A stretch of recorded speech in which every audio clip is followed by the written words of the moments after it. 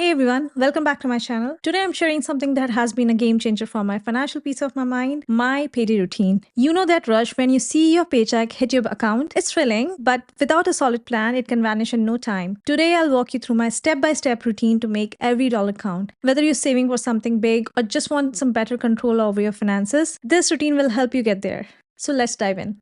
First up, let's look back at your past month. Think of this as a financial checkup to see how things went. Did you overspend anywhere? Are there any unpaid bills or any unexpected expenses that need attention? So first is check your spendings. Just look through your bank statements and categorize your spendings. Second, just identify any pending items that ensure that all bills are paid and note any unusual expenses. Third is adjustment. Identify areas where you might have overspent and adjust your budget accordingly. Suppose you notice a pattern of overspending on dining account, adjust your plan accordingly. And according to surveys, 58% Americans occasionally overspend on non-essential items. So catching these patterns early on helps you stay on track. So with a clear picture of where your money went last month, let's focus on the present and create a plan for your fresh paycheck. Now let's get into heart of managing your paycheck. We are going to set up a solid payday plan for checking your income and dividing your expenses into 3 categories: basics, necessary, and extra. Step 1, check your tracker. Use budgeting apps YNAB, which is you need a budget, or an Excel spreadsheet to track your income and expenses. The idea is to ensure that we know our gross income versus net income, what we actually take home after all these taxes and deductions. For example, someone in Canada is making $120,000 a year. His monthly gross income would be $10,000 after taxes, which is roughly 30%. The net income would be around $7,000. So for your first step, you can download my free basic tracker from my website mentioned in the description box below. If you want a detailed one, you can check that out too. This step is all about breaking down your monthly income and categorizing your expenses into 3 main buckets: basic, necessary, and extra. Here's how you can do it. So basics are basically essential items, which are non-negotiable expenses which are required for your basic living. That is housing, mortgage, rent, utilities, groceries, and given the high cost in Canada, this is the breakdown of my expenses. The total comes around $20,800, and these are the basically broader deduction which can vary for income to income.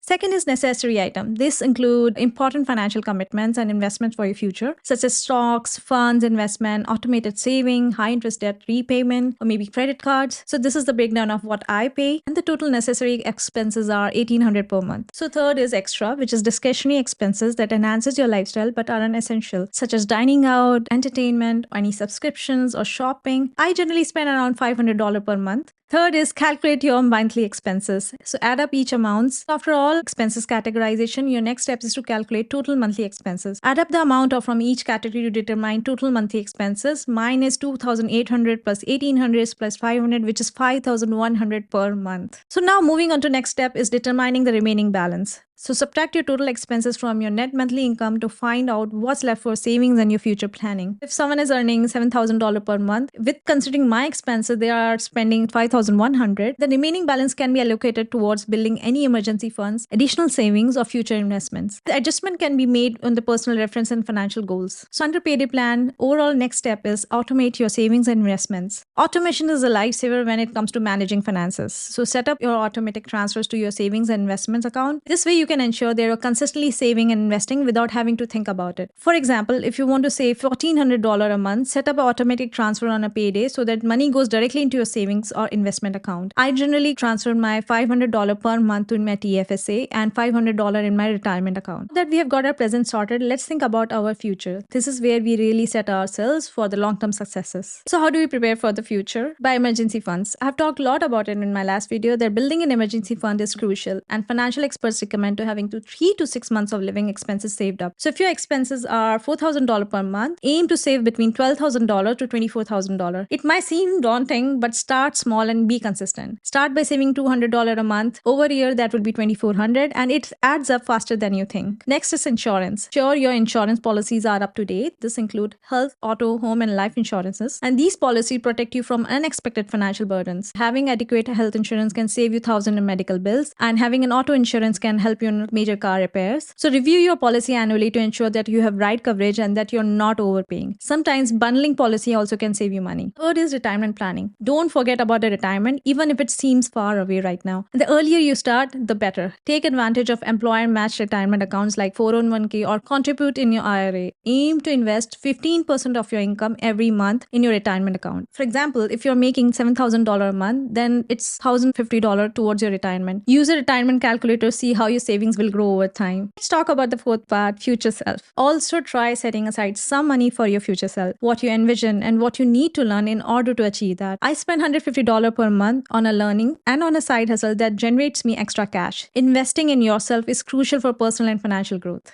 So we have covered our past, present, and future. Now let's talk about some ongoing strategies to keep everything running smoothly. Set a monthly financial review day to go over your spending and adjust your budget. This helps you stay on track and make informed financial decisions. So what I do is schedule a money date with myself. I grab a coffee and some snacks and review my tracker like a fun activity. Always prioritize saving. Even the small amounts adds up over time. And saving just $50 a week adds up to $2,600 a year, which is a significant boost to your emergency fund or investment account. So the key thing is to differentiate between needs and wants. It's okay to splurge occasionally, but make sure it fits within your budget. For example, instead of eating out every weekend, try cooking at home and treat yourself once a month. This small change can save hundreds of dollars over a year. Consider outsourcing tasks that consume your energy and time. This might include hiring a cleaner or using a meal delivery services, freeing up your time for more valuable activities like spending time with your family or working on a side hustle. If you make $30 an hour and it costs $10 an hour to hire someone to clean, you gain $20 worth of time for every hour outsourced. So you can use that time to relax or work on the side project. Automation is awesome.